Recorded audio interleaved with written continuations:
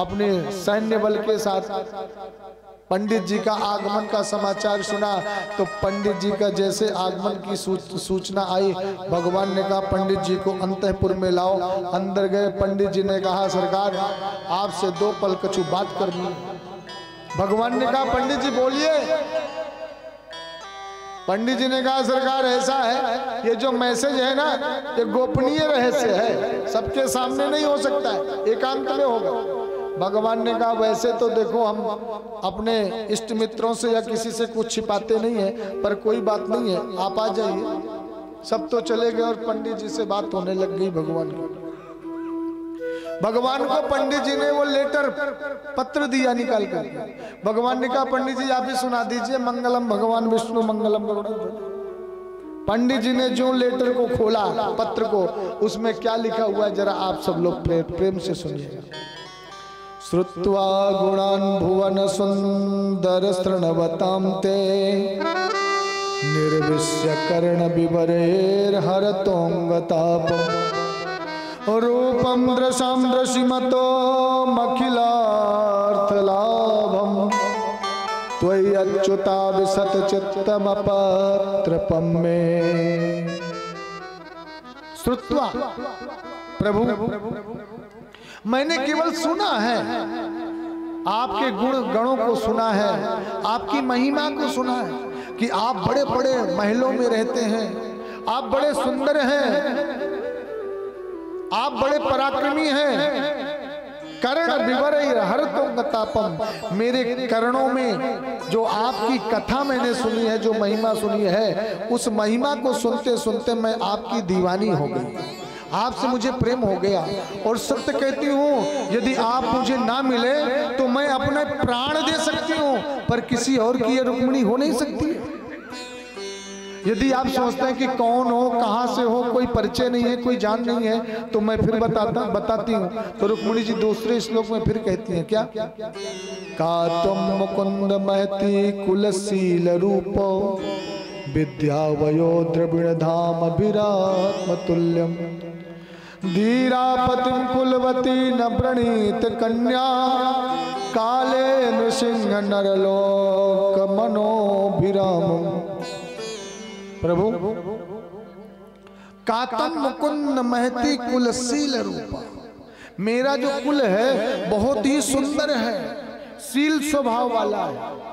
मेरे पिता भीष्मक, राजा भीष्मक, मैं उनकी पुत्री रुक्मिणी। मैंने आपके गुणों को सुना तो मुझे आपसे, आपका जो चित्रपट है, एक आपकी जो रूप सुधा है, उसका एक चित्रपट मेरे हृदय में विराजित हो गया है। प्रभु अब आप ही बताइए कि यदि कोई शेर के खाने वाली चीज कोई भेड़िया खा जाए तो कितनी बड़ी बात है, शर्म की बात है कि नहीं। इसलिए प्रभु ये रुक्मिणी केवल मात्र आपकी है, और शिशुपाल जैसा कोई भेड़िया लेकर चला जाए तो ये तो बहुत गलत हो जाएगा सरकार। इसलिए आप आए और मुझे लेकर के जाए। और यदि आप सोचते हैं कि कहाँ आएंगे, कैसे आएंगे, कब मिलना होगा, आपका भाई बड़ा पराक्रमी है, वहाँ बड़े बड़े राजा हैं, उन सबके सामने कैसे मैं तुम्हें लेकर चलूंगा। तो सरकार इसके लिए मेरे पास एक और बढ़िया सा उपाय है। क्या? तो रुक्मिणी जी तीसरा श्लोक फिर लिखती है क्या, अंतःपुरांतर चरे मनिहात्य बंधो त्वामुद्वहे कथमिति प्रवदामुपायो पूर्वे दुरस्ते महते कुलदेव यात्रा यस्यां बहिर्नम बधोर गिरिजामुपेय। प्रभु हमारे कुल का ये नियम है कि जब किसी कन्या का विवाह होता है उस समय कुल देवी का पूजन करने के लिए मंदिर में जाना होता है। सरकार मैं भी कुल देवी का पूजन करने जाऊंगी और आप भी सीधे मंदिर में आकर के मिल लीजिए, वहीं मैं आपको जयमाल धारण करवा दूंगी और वहीं से 9 2 11 हो जाएंगे। प्रेम से बोलिए राधे राधे। अब इधर क्या हुआ, उधर भगवान को जैसे मैसेज मिला तो मेरे गोविंद ने कहा जय हो। पंडित जी आपने अच्छा पत्र लाए। क्या करें, हम भी रुक्मिणी के बारे में बहुत सोचते थे, हमें भी बड़ी याद आ रही थी रुक्मिणी की, और सोच रहे थे कि रुक्मिणी जैसी कन्या से विवाह कर लें।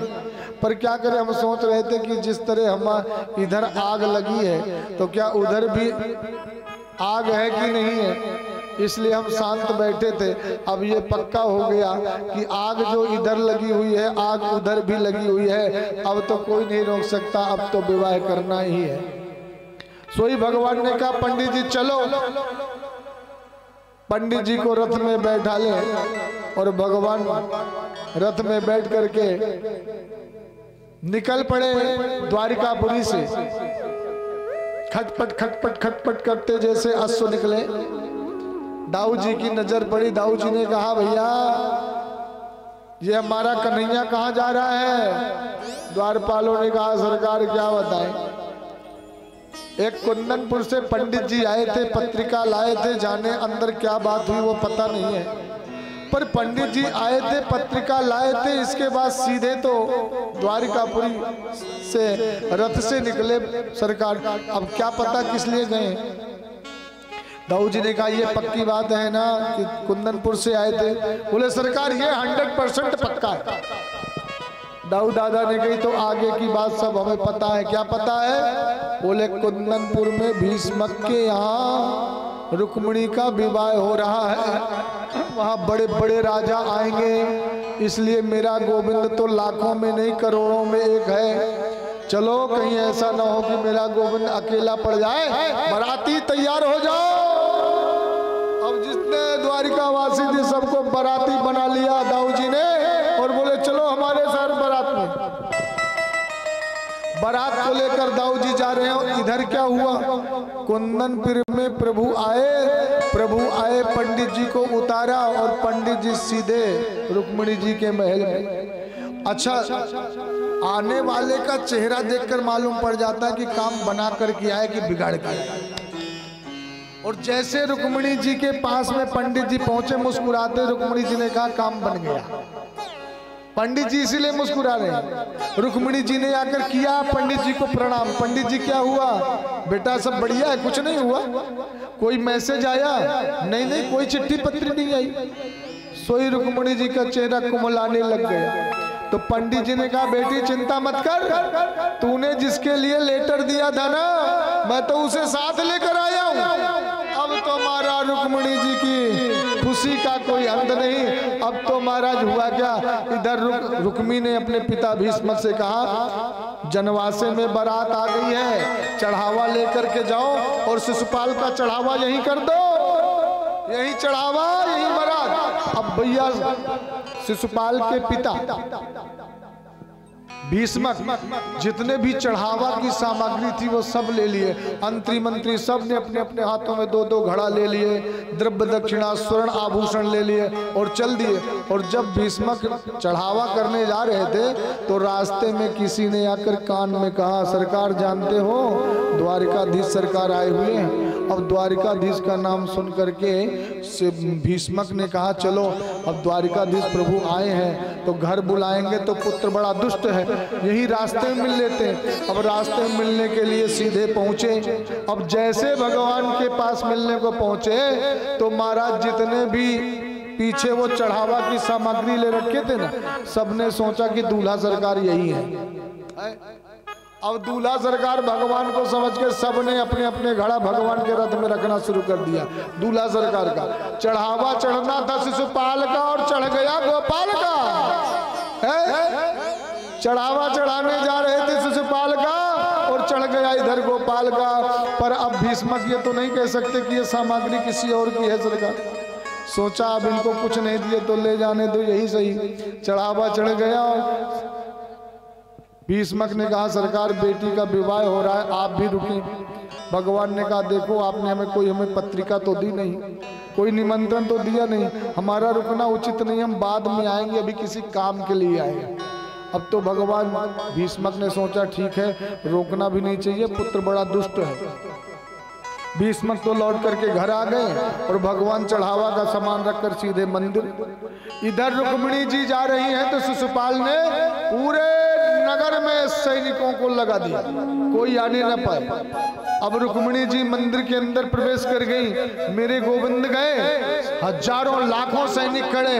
भगवान ने मंदिर के पास नीचे आए तो एक सैनिक ने मुड़ करके देखा, वाह क्या सुंदर है, क्या स्वरूप है। और धीरे धीरे प्रभु अंदर जा रहे हैं। सैनिकों ने कहा, अरे भैया इसकी सुंदरता क्या देखते हो, देखो देखो इसका पीतांबर कितना सुंदर है, ऐसा लग रहा है मेघमालाएं इसके पीतांबर में आ गई।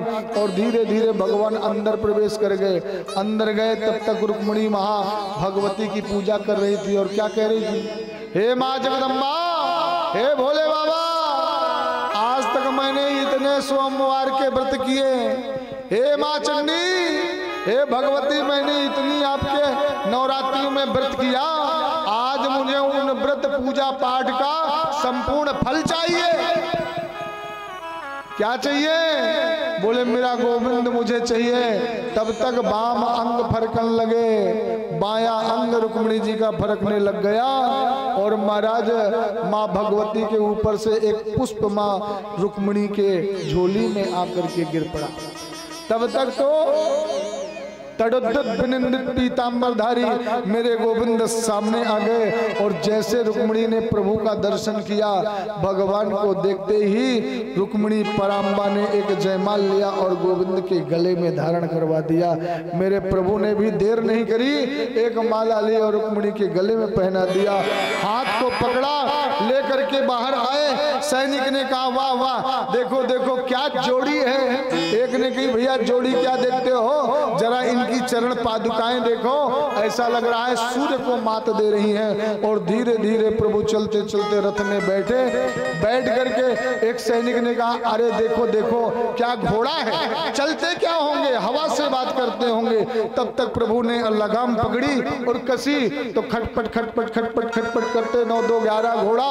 तो एक सैनिक ने कही, भैया घोड़ा और रथ को क्या देखते हो, रुक्मिणी कहाँ गई? एक ने कही, क्या भांग खा रखा है क्या? वो तड़ोद्दत विनिंदित पीतांबरधारी जो आया था वो अभी रुक्मिणी को लेकर चला गया और तुझे पता ही नहीं है। अब तो महाराज पूरे कुंदनपुर में मच गयो शोर, क्या ले गए हो, ले गए हो, ले गए हो, क्या ले गया?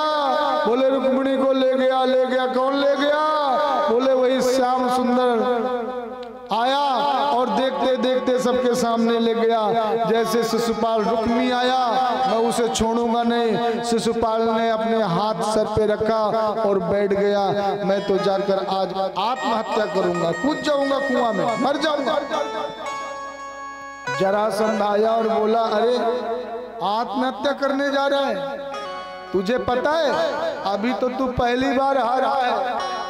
अरे मुझसे पूछ, मुझे उस छलिए ने पूरे 16 बार हराया, 33 34 सेना के साथ, फिर भी मैंने हार नहीं मानी। 17वीं बार फिर उसको रण छोड़कर भागना पड़ा। शिशुपाल ने कहा, तो ठीक है, हमसे बड़े बड़े बेशरम पड़े हैं। 17 बार हारा है, फिर भी ऐसे बता रहा है कि जैसे विजय का डंका बजा करके आया है। तो जब हमसे बड़े बड़े बेशरम पड़े हैं, जिन्हें शर्म नाम की चीज नहीं है, तो हम तो पहली बार हारे हैं, इसलिए हम आत्महत्या कैंसिल अब जो होगा देखा जाएगा। रुक्मिणी का मैं छोड़ूंगा नहीं। रुक्मिणी ने लाखों सैन्य लेकर के भगवान के पीछे दौड़, छोड़ूंगा नहीं आज उसे। और सैनिक भी पीछे से कह रहे हैं, आज अकेला है। अरे डर तो उसको हलधर वाले का है, हल मुसल वाले का है। दौड़ो, छोड़ना नहीं, पकड़ो, दौड़ते जाओ। भगवान ने कहा, रुक्मिणी जी ने कहा, सरकार चिंता मत करो, ये रथ मैं चलाती हूँ, आप युद्ध करो। भगवान युद्ध करने लग गए, रुक्मिणी जी रथ चलाने लग गए। अब चलते चलते युद्ध करते करते सैनिक तो जब परास्त होने लग गए, भगवान का पीछा नहीं छोड़ रहे थे। तो पहले तो रुक्मी था, रुक्मी को भगवान ने ऐसा प्रहार किया खड्ग का कि आधे सर के बाल और आधी मूछे मोड़ दिया। और भगवान ने रस्सी में बांध करके अपने रथ में बांधकर खींचने लग गए। पीछे से जो सैनिक थे वो चिल्ला रहे थे, छोड़ना नहीं, छोड़ना नहीं, आज जाना नहीं चाहिए, बचना नहीं चाहिए। तब तक पीछे से आवाज आवाज आई, पीछे से आवाज क्या आई? बोलिए द्वारिकाधीश सरकार की जय हो। अब तो महाराज जितने सैनिक थे सब भागने लग गए। अरे हल मुसल वाले आ गए, हलधर आ गया, हल मुसल वाला आ गया, भागो भागो, नहीं किसी को नहीं छोड़ेगा। सब सैनिक भाग गए। बलराम जी ने आवाज लगाई, अरे कन्हैया कहाँ जा रहा है भाई, क्यों भाग रहा है? अब जैसे दाऊ दादा की नजर पड़ी कि तो शिशुपाल को बिल्कुल रुक्मी को बांध रखा है। बलराम जी बड़े जोर से गुस्सा में, अरे कन्हैया भैया तू ऐसे कैसे भाग रहा है? ये बाल नाईगिरी का काम कब से सीख लिया तूने? भगवान रुक गए और जैसे बलराम जी ने कहा कि नाईगिरी का काम कब से सीख लिया, ये बाल बनाने का काम कब से सीख लिया? भगवान ने कहा दाऊ दादा क्या बताएं, ये हमारे पीछे पड़ा था इसलिए हमें ये करना पड़ा। दाऊ दादा ने कही कन्हैया तूने बिल्कुल अच्छा नहीं किया। कोई अपने रिश्तेदारों से ऐसा व्यवहार करता है? अच्छा अपने बच्चे की कोई गलती हो ना या कोई गलती करके है तो सबसे पहले अपने बच्चे को ही डांटना चाहिए। यदि सामने वाले को डांटोगे तो युद्ध हो जाएगा, इसलिए पहले अपने को डांटो। और दाऊ जी ने सबसे पहले भगवान के ऊपर बरस पड़ी। कोई ऐसा करता है क्या? कोई ऐसे लोगों से रिश्तेदारी मिलाएगा? है तूने अपने साले के बाल मोड़ दिए, मूछे मोड़ दिए, ऐसा कोई करता है? दाऊ दादा ने कही सरकार, भगवान ने कही दाऊ दादा अपने सामने डांट लियो, कम से कम बहू के सामने तो न डांटो। सोई दाऊ दादा की गुस्सा ठंडी है गई और दाऊ दादा ने कही देखो रुक्मी भैया आपको भी ऐसा नहीं करना चाहिए। जब दूल्हा दुल्हन एक दूसरे को चाहते हैं तो इसमें युद्ध की आवश्यकता ही नहीं थी। आपने भी खामा-खा युद्ध करना प्रारंभ कर दिया। तब तक पीछे से भीष्मक जी आ गए। भीष्मक जी ने कहा पुत्र रुक्मी, मुझे नारद जी ने पहले ही बता दिया था कि मेरी बेटी का विवाह द्वारिकाधीश के सिवा किसी और के साथ नहीं होगा, इसलिए पुत्र अब मुझे अपने पुत्री का विवाह करने दो। पर सज्जनों उस दिन से रुक्मी अपने नगर को कुंदनपुर नहीं आया, कुंदनपुर का त्याग कर दिया और बाहर झोपड़ी बनाकर रहने लग गया। बस भीष्मक ने भगवान को रुक्मिणी जी को लेकर के कुंदनपुर गए और कुंदनपुर में जाकर के बड़े धूमधाम से रुक्मिणी का विवाह किया।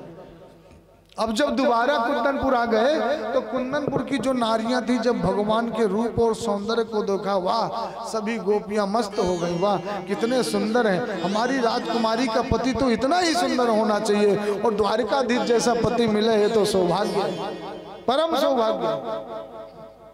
तो सब कुंदनपुर की गोपियां एक स्वर में बोल पड़ी, क्या पहले भगवान को देखते ही क्या कहती हैं, आप सब लोग भी मस्ती में बोलिएगा, खड़े होकर के नाचते हुए मस्ती में। हो तेरा किसने किया